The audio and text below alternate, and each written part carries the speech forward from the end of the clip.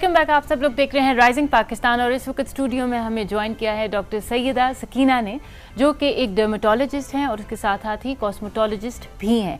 और आज जो उनका टॉपिक है ना तौसीक, वो बहुत ही इंटरेस्टिंग है कि हमारे स्ट्रेस का या हमारे लाइफस्टाइल का हमारे बालों पे और हमारी स्किन पे, हमारी जिल्द पे क्या असर पड़ता है। अच्छा, स्ट्रेस का आपकी स्किन पे क्या? स्किन पे और बालों दोनों के ऊपर।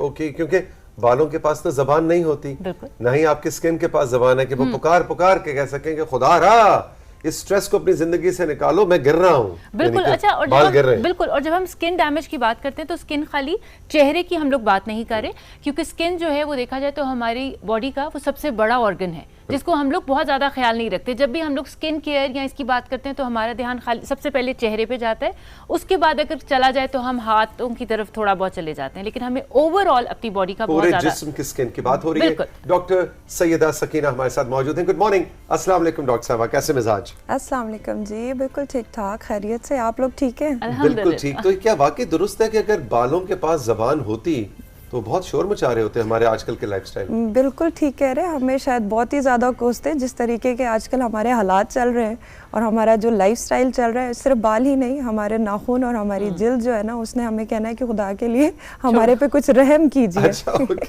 ओके, तो क्या गड़बड़ कहाँ हो रही है? अच्छा, बेसिकली गड़बड़ तब होती है जब आप एक्सट्रीम लेवल ऑफ स्ट्रेस लेकर चलते रहें सारा दिन। ठीक है, व्हेन वी आर, पहले तो डिफाइन करें ना जी कि स्ट्रेस क्या चीज़ है। स्ट्रेस को हम कहते हैं वो सिचुएशन जिसमें एक आम इंसान कोप कर सकता है, उसमें से गुजर सकता है इजीली। ठीक है, एक दिन तक आपने उस चीज़ के बारे में सोचा, आपके जहन में चीज़ रही, ठीक हो गया। लेकिन अगर पूरी रात आप उसी चीज़ के बारे में मुसलसल, किसी ने मुझे फलानी बात कर दी, सारी रात आप बैठ के सोचते रहें अगले दिन तक, जब अगले दिन तक वो सिचुएशन जाती है तब आपकी बॉडी से कुछ ऐसे हार्मोन्स रिलीज़ होते हैं जो कि आपकी स्किन के ऊपर, आपके बाल के ऊपर इफेक्ट करते हैं। अब कौन से हार्मोन्स है? आपके जिल्द के अंदर ख़ास तौर पे कॉर्टिसोल, एड्रेनलिन, ये दो हार्मोन्स है जो कि आपकी किडनी के ऊपर एक छोटा सा ग्लैंड बैठा होता है जिसको एड्रेनल ग्लैंड कहते हैं, और ये रिलीज़ करते हैं ये हार्मोन्स। और उसके नतीजे में अब ये हार्मोन्स आगे जाके क्या करेंगे, ये आपकी स्किन के अंदर से ऑयल की प्रोडक्शन बढ़ाएंगे। ठीक है, आपका बॉडी बेसिकली जब बहुत ज़्यादा स्ट्रेस में रहता है ना तो डिफेंस के मैकेनिज्म में चला जाता है कि जी मैंने अब लड़ाई करनी है चीज़ों के साथ। ठीक है, तो उसके नतीजे में फिर ये सारे मैकेनिज्म आपके स्टार्ट हो जाते हैं जो कि ऑयल की प्रोडक्शन को बढ़ाएगा, आपके हार्मोन्स के लेवल्स बढ़ेंगे। जब ऑयल की प्रोडक्शन बढ़ेगी तो बाल भी गिरेंगे और स्किन भी आपकी एक्ने प्रॉब्लम्स भी आएंगी और सारी। और कॉर्टिसोल जो है ना इन्फ्लेमेशन भी करता है, यानी कि आपकी बॉडी के अंदर सेल्स को तोड़ फोड़ की तरफ लेकर जाते हैं। तो जब आपके सेल्स टूट रहे होंगे, वहाँ पे एनर्जी सही नहीं पहुंच रही होगी, तो उस वजह से आपके बाल भी वीक होंगे और आपकी स्किन भी वीक होगी। और हम फिर डिटेल में अगर ये देखें ना कि बहुत सारी डिजीज़ेस ऐसी हैं जो कि रिलेटेड है, लिंक्ड है विद द स्ट्रेस, जैसे कि एक्नी, एक्जिमा, सोराइसिस, और अगर हम बालों की बात करें तो telogen effluvium, male pattern hair loss, female, ये सारे वो चीज़ें हैं जो कि बहुत ज़्यादा स्ट्रेस के साथ वर्स होते हैं। यानी कि कान से एक बात सुननी है और दूसरे कान से निकाल देनी है, टेंशन नहीं लेनी है ना जी। आइडियली ऐसे ही होना चाहिए कि इसने आज बात की, जो आपने बड़ी अच्छी बात की, हम फिर पूरा वो बात करके बंदा फारिग हो जाता है, हम पूरे 2 दिन तक उस बात के साथ ही वक्त गुजार रहे होते हैं। और वो बात एट द एंड कई दफा ऐसी भी होती है जो इतनी कोई गौर करने वाली बात नहीं होती है, हम बहुत सारी चीजों को छोड़ के भी जाया जा सकता है। अच्छा जी, एक बायोटिन हम बहुत दफ़ा सुनते हैं, आपने भी डेफिनेटली सुना होगा कि बायोटिन अगर हम ले लें तो बायोटिन से जी आपके बाल बहुत एकदम अच्छे हो जाएंगे, लंबे हो जाएंगे, हेयर फॉल का सारा प्रॉब्लम ख़त्म हो जाएगा। Biotin is good for skin also. इसके बारे में थोड़ा बताएं कि अगर अब आजकल मौसम भी कुछ ऐसा है, ह्यूमिडिटी में बहुत, ये दोनों चीज़ें, आपकी स्किन भी और बाल भी दोनों डैमेज होते हैं, तो इसके लिए फिर हम अपना लाइफस्टाइल को क्या करें, बायोटिन ऐड करें या ना करें? अच्छा, biotin is basically a vitamin. ठीक है, और बीइंग डॉक्टर हम हर चीज़ कहते हैं कि आप किसी चीज़ पे रिसर्च हुई भी है, वो प्रूव हुई भी है, yes go for it. Biotin का मसला सबसे बड़ा ये है कि मार्केट में बहुत इन हो गई, हर छोटे बड़े सबको पता है, जो पेशेंट आएगा ना वो कहेगा जी डॉक्टर साहब बाल गिर रहे हैं, मैंने तो बायोटिन खाई है 3 महीने, कोई फ़र्क नहीं पड़ रहा। इसलिए फ़र्क नहीं पड़ रहा बहुत सारे लोगों को कि बायोटिन का अभी तक रोल प्रूव नहीं हुआ बालों के अंदर। ठीक है, अगर किसी को बायोटिन डेफिशिएंसी है, उनको बाल गिरने से ज़्यादा विजन पे इफ़ेक्ट्स आते हैं और बहुत सारे नुकसानात होते हैं। तो ज़्यादातर जो क्वालिफाइड आपका डॉक्टर होगा and if they know the research, तो वो बायोटिन के हक में इतने नहीं होते। वही बात है, दो स्कूल्स ऑफ थॉट्स बन जाते हैं यहाँ पे। बट अगर हम रिसर्च की बात करें तो उसमें कोई ऐसे proven benefits of biotin specifically for hair नहीं है। बट वो मल्टीविटामिन जिनके अंदर बायोटिन होते हैं, तो ज़्यादातर उसके अंदर क्या चीज़ें ऐड हुई हुई होती है, उसके अंदर जिंक होता है, selenium, magnesium, potassium, iron, calcium, ये सब चीज़ें भी ऐड हुई हुई होती है।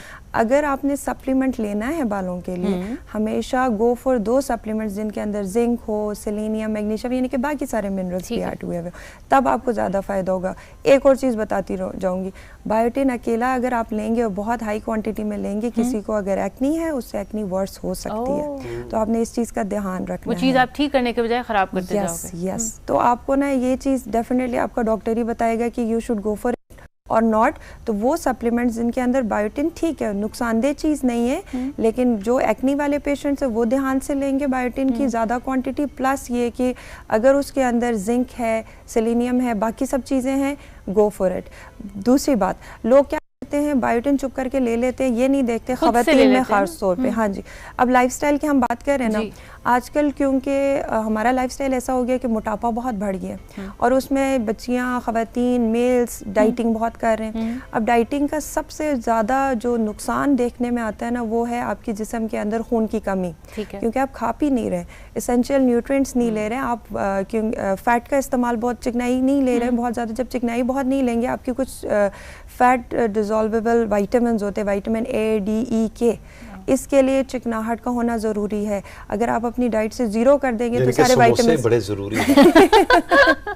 मेरा ध्यान समोसों पे गया है। बिल्कुल जी, सर्दियाँ आने वाली है, अब तो समोसे पकोड़े चलेंगे, हम लोगों को थोड़ा सा उस तरफ डाल देते हैं। बट ये है कि if you are not taking your vitamins properly, तो आयरन की कमी हो जाएगी, उसके साथ हेयर फॉल भी होगा, उसके साथ कलर भी डल होगा, उसके साथ पिगमेंटेशन भी होगी, नेल्स डैमेज, सारे मसले मसाइल। मेरे ख्याल है हमें एक्सट्रीम पे नहीं जाना। और आजकल ये जो है ना कि इंस्टाग्राम पे या टिकटॉक पे आपको बहुत सारी, जैसा बायोटिन का जिक्र हो रहा है या फलानी चीज, वो एकदम से ट्रेंड चल पड़ता है, फिर सब वही लेने लग जाते हैं कि बस वही लेना है, वही लेना है। तो हर चीज की ज्यादती जो है वो नुकसानदेह भी हो सकती है। और आपने बस जो चीज ट्रेंड चल रही है उसको ट्रेंड में आगे, ऐसे फैशन है, मेरे ख्याल है सप्लीमेंट्स, विटामिन्स भी ट्रेंड में आ जाते हैं। और किसी विटामिन का जिस्म में कमी होना नुकसानदेह है, उसी तरह उसकी ज्यादती हो जाना भी बीमारियों का मूजब बनता है। बिल्कुल ऐसे ही। और स्किन में ना, तो हम कहते हैं कि इट्स अ कॉम्बिनेशन, जिल्द और बाल और ओवरऑल जो आपकी हेल्थ भी है, उसमें एक चीज़ नहीं होती है ना। आपने अपनी डाइट भी इम्प्रूव करनी है, आज हम स्ट्रेस पे बात करें, आपने अपना लाइफस्टाइल भी इम्प्रूव करना है, आपने एक्सरसाइजेस भी करने हैं।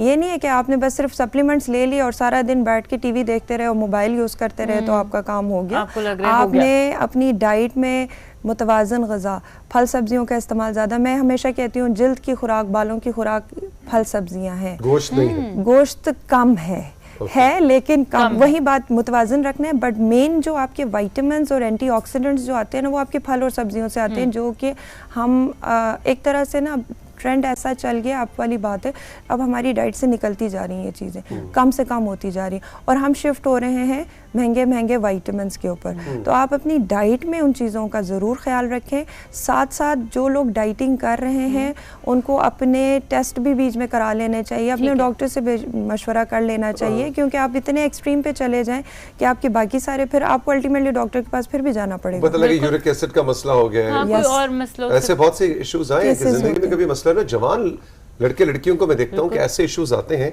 जो कि बाद में पता चलता है सिर्फ डाइटिंग की वजह से, क्योंकि वो इतनी क्रैश डाइट पे चले जाते हैं, तो सीख के उनकी बॉडी में वो कमी होनी शुरू हो जाती है और फिर उनको मसाइल का सामना करना। अच्छा जी, एक सवाल आया है और वो ये कह रहे हैं कि डॉक्टर साहिबा से बालों का जिक्र हो रहा है, तो डॉक्टर सकीना से पूछ के बताएं कि ऐसा ही क्यों है कि मर्दों के बाल गिरते हैं ज्यादा और खवातीन के कम गिरते हैं? इसका क्या साइंटिफिक? गिरते दोनों के हैं, लेकिन हम खवातीन इस मामले में ज़रा सी ब्लेस्ड है कि खवातीन की ज़रा कम गिरते हैं। मेन रीज़न, मेल्स के अंदर एक हार्मोन है टेस्टोस्टेरोन, ये आपके जिस्म से होता हुआ जब बालों तक पहुंचता है तो ये कन्वर्ट हो जाता है डाईहाइड्रोटेस्टोस्टेरोन, DHT कहते हैं, बहुत सारे लोगों को DHT का पता होता है। अच्छा, मेल्स के अंदर ये मेनली हार्मोन है जो कि सारे फंक्शंस आपके कर रहे हैं, और बालों के जो ये वाला हिस्सा है आपका क्राउन का एरिया है, वहाँ पर इसके ख़ास रिसेप्टर्स लगे हुए हैं। ये हार्मोन्स जाके उन रिसेप्टर्स पे क्या काम करता है, इसका इन हिस्सों पे काम यह है कि यहाँ से बाल गिराना है, बाकी बॉडी के हिस्सों पे क्योंकि ये वाले इस हार्मोन के रिसेप्टर्स नहीं लगे हुए इसलिए बाकी बॉडी पे बाल होते हैं और आपके इसीलिए बैक के जो ऑक्सीपिटल रीजन के बाल नहीं गिरते। ट्रांसप्लांट में हम यहाँ से बाल उठाकर आगे इसीलिए लगाते हैं कि उस हार्मोन के वहाँ रिसेप्टर्स नहीं है। ये अल्लाह ताला ने एक निज़ाम बनाया हुआ है। मतलब आप ये कह रहे हो कि मर्दों का जो DHT है वो इस ऊपर क्राउन वाले एरिया पे होता है। इसीलिए आपने देखा ही होगा कि अगर किसी की बहुत ज़्यादा हमारी एक स्केल हम करते हैं, ग्रेडिंग करते हैं हेयर फॉल के लिए कि जो नॉर्वुड स्केल 6 पे मेल आता है यानी कि जिसके बिल्कुल बाल खत्म हो गए तो उनके पीछे से कभी बाल नहीं जाते। ऑक्सीपिटल रीजन जो है आपका बैक ऑफ दी स्कैल्प पे वो हमेशा आपका इंटैक्ट होता है, वो इसी वजह से वो झालर पीछे रह जाती है। जी, वो एक लाइन रह जाती है, उसी लाइन से हम उठा के बाल आगे लाकर लगाते हैं और वो बाल उनके अंदर हार्मोन के रिसेप्टर्स नहीं होते, इसीलिए अगर ट्रांसप्लांट में वो इस्तेमाल करते तो वो सक्सेसफुल होते, उनके ऊपर उन हार्मोन के असरात नहीं होते। फीमेल्स में भी ये चीज हो सकती है, आपने फीमेल्स में भी देखा होगा कि उनका भी एरिया फ्रंट हेयर लाइन जो थी वो ज्यादातर यस, तो ये उन फीमेल्स में होते हैं जिनमें हार्मोनल इम्बैलेंस हो, जिनके अंदर और चीजें मसलन अगर स्ट्रेस बहुत ले रहे हो ना तो आपके हार्मोन्स भी डिस्टर्ब हो जाते हैं। तो जब हार्मोनल इम्बैलेंस वैसे मर्दों के साथ ये कोई पहले उनको पता था कि ये जाके जो हमने कुछ कोताहियां गलतियां करनी है उन्होंने कहा पहले इनको सजा दे दो, है ना। लेकिन मर्दों को सिर्फ बालों की सजा मिलती है ना, खवातीन को और बहुत सारे मसले मसाइल मिलते हैं। हाँ, एग्जैक्टली, वो दोनों का बायोलॉजिकल जो रियलिटी है वो बिल्कुल एक भी है लेकिन बहुत से जुदा भी है। तो बहुत से इश्यूज है जो खवातीन को एज के साथ होते हैं जो कि मर्दों को इतने फेस नहीं करने पड़ते। एग्जैक्टली, लेकिन ये जरा जाहिरी किस्म का मसला है ना, तो थोड़ा शुक्र है मैं वैसे अभी फारुगुल बाल नहीं हुआ। फारुगुल बाल कोई बात नहीं, हमारे पास बहुत सारे हल भी होते हैं इनके। जी एग्जैक्टली, हाँ उस पर भी वैसे डॉक्टर सकीना किसी दिन हम बात करना चाहेंगे क्योंकि आजकल मैं देख रहा हूँ कि बहुत से यंगस्टर्स जो हैं वो ये हेयर ट्रांसप्लांट वगैरह करा रहे हैं। हेयर ट्रांसप्लांट है, PRP, अब इतना कुछ है तो आपको माइक्रोनीडलिंग। अगर आप क्विकली, हमारे पास सिर्फ 2 मिनट है, अगर क्विकली इस पे आप थोड़ा सा बताएं कि क्या ये हेल्दी है और यंग एज में 20-22 यूनिवर्सिटी स्टूडेंट्स बालों के ट्रांसप्लांट्स करा रहे हैं, क्या ये दुरुस्त है कराना? अनफॉर्चुनेटली वही बात, कहानी वहाँ से स्टार्ट होती है, लाइफस्टाइल से, स्ट्रेस, डाइट, ये सब चीज़ें।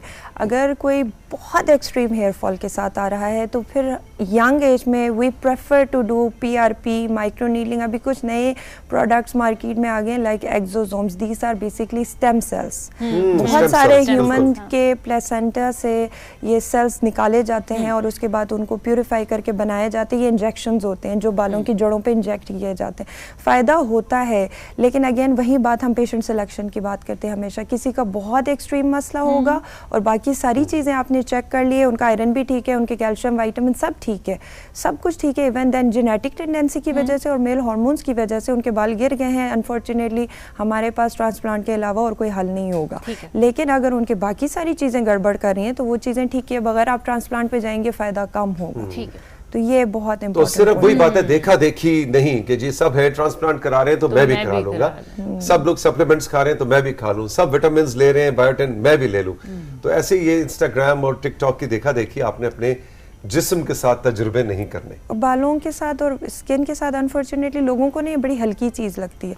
हर चीज़ उठा के स्किन पे लगा लेते हैं, हर चीज़ बालों में लगा लेते हैं।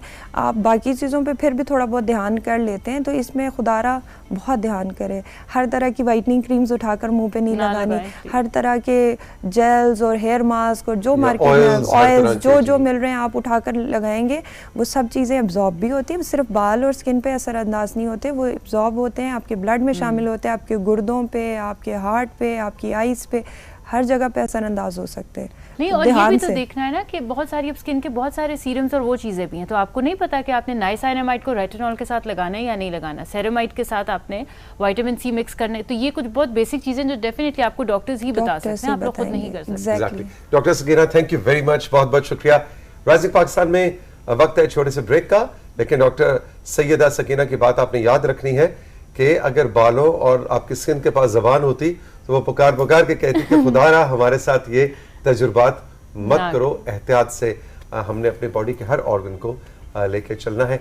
एक छोटा सा ब्रेक के बाद जब वापस आएंगे तो शिजा हमारे साथ है और एक इंटरेस्टिंग सेगमेंट आज राइजिंग पाकिस्तान में हम अनफोल्ड करने वाले हैं। रहिए हमारे साथ।